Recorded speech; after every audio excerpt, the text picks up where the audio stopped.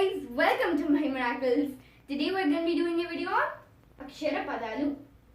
ఈ రోజు మనం నేర్చుకోబోయేది అక్షర పదాలు.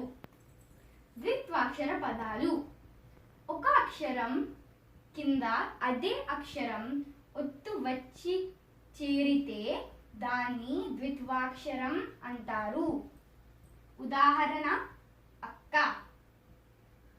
కా కింద కా ఒత్తు ద్విత్వాక్షర పదము అంటారు. పువ్వు. వు కింద వా ఒత్తు. సంయుక్తాక్షర పదాలు.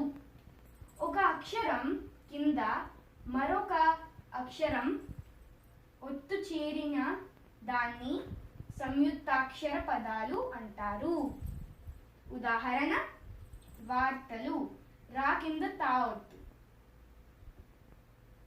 పర్వతం. రా కింద వా ఒత్తు. మూడవది సంశ్లేషాక్షర పదాలు.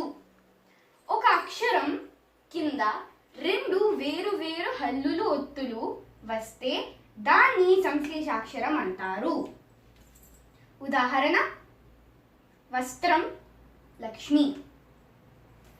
ఒక అక్షరం కింద రెండు వేరే వేరే ఒత్తులు వచ్చినాయి, సో దాన్ని మనం సంశ్లేషాక్షర పదాలు అంటాం. లక్ష్మి. కీ కింద రెండు వేరే వేరే ఒత్తులు వచ్చినాయి, సో దాన్ని సంశ్లేషాక్షరం అంటారు. కొన్ని ఉదాహరణలు. మొగ్గ, అమ్మ. ఒక అక్షరం కింద అదే ఒత్తు వస్తే దాన్ని ఏమంటారు? ద్విత్వాక్షర పదాలు అని అంటారు. సత్యం, అన్నం. ఒక అక్షరం కింద ఒక ఒత్తు ఒక వేరే ఒత్తు వస్తే దాన్ని ఏమంటారు? దాన్ని సంయుక్తాక్షర పదాలు అంటారు. రాష్ట్రం, శాస్త్రం.